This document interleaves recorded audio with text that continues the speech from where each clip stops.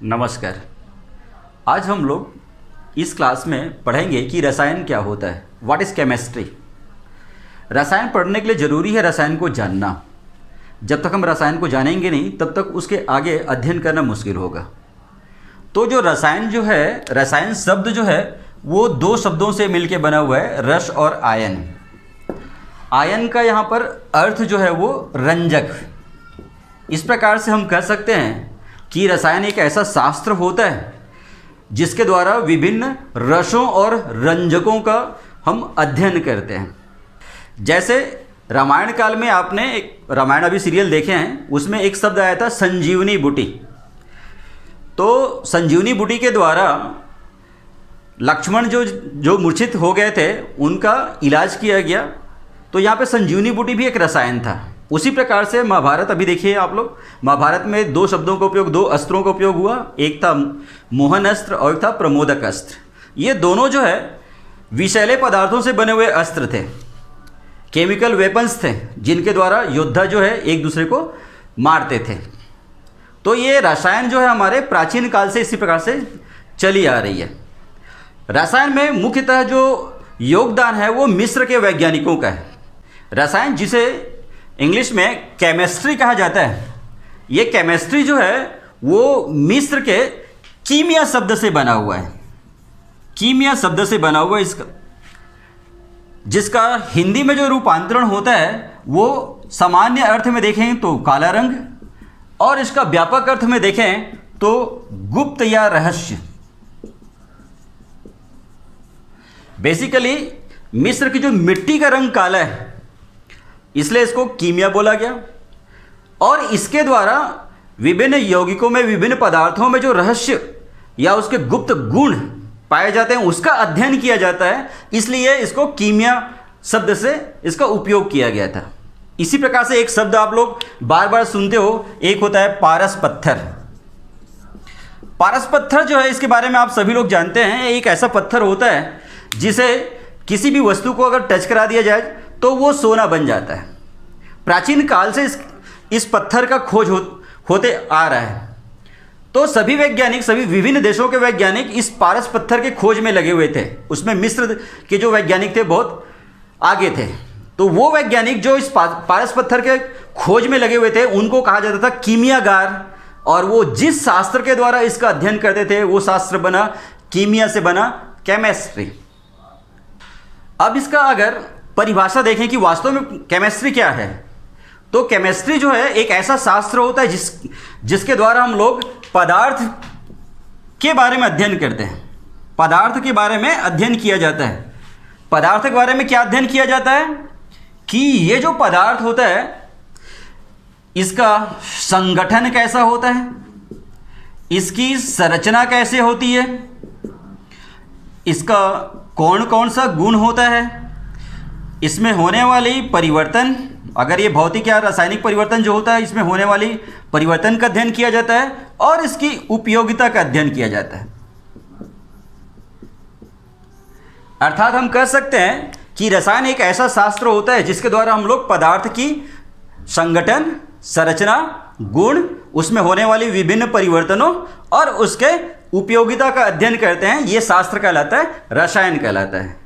तो इस प्रकार से हम देखें तो सबसे पहले हमको पदार्थ को जानना जरूरी है। जब तक हम पदार्थ को नहीं जानेंगे, द्रव्य, जिसको आप लोग केमिस्ट्री में एक शब्द आता है द्रव्य, इसको द्रव्य के नाम से भी जाना जाता है, मेटर। द्रव्य या पदार्थ, तो द्रव्य या पदार्थ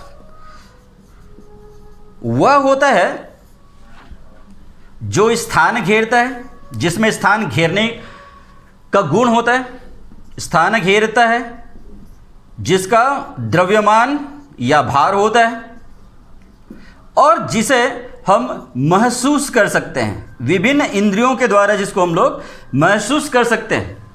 पदार्थ या द्रव्य वह होता है जो स्थान घेरता है, जिसका द्रव्यमान या भार होता है, और जिसे हम लोग अपने विभिन्न ज्ञानेंद्रियों के द्वारा महसूस कर सकते हैं, वो सब के सब द्रव्य कहलाता है, पदार्थ कहलाता है।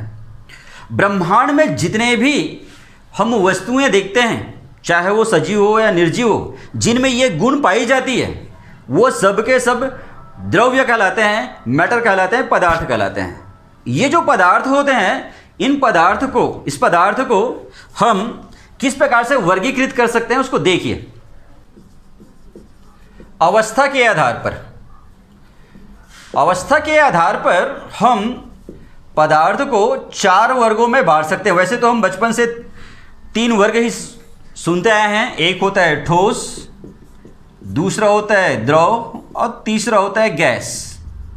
लेकिन पदार्थ की एक और अवस्था होती है जिसको हम लोग कहते हैं प्लाज्मा। तो इस प्रकार से पदार्थ जो है उसको अवस्था के आधार पर ठोस अवस्था, द्रव अवस्था, गैस अवस्था और एक आखिरी वाला होता है प्लाज्मा अवस्था। प्लाज्मा अवस्था जो है ये ठोस और द्रव के बीच की अवस्था होती है जो प्लाज्मा अवस्था कहलाता है। इसी प्रकार से संगठन के आधार पर अगर देखा जाए तो संगठन के आधार पर पदार्थ जो होते हैं इसको हम लोग 3 वर्गों में बांट सकते हैं। एक होता है तत्व, दूसरा होता है यौगिक और तीसरा होता है मिश्रण।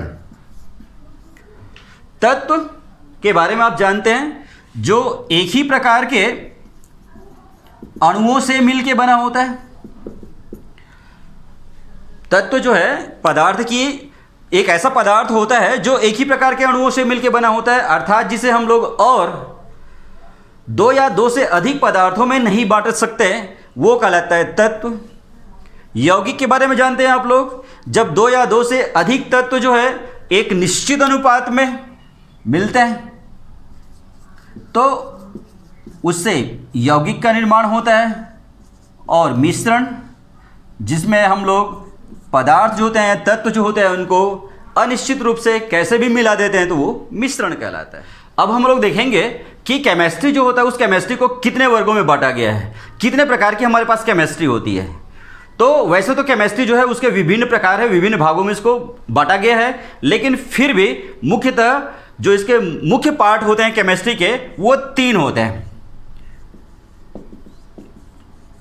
पहला इसका जो भाग होता है इसको हम लोग कहते हैं भौतिकी रसायन, जिसको हम लोग फिजिकल केमिस्ट्री कहते हैं। भौतिकी रसायन या बताया मैंने आप लोगों को फिजिकल केमिस्ट्री। दूसरा होता है इसका अकार्बनिक रसायन, इनऑर्गेनिक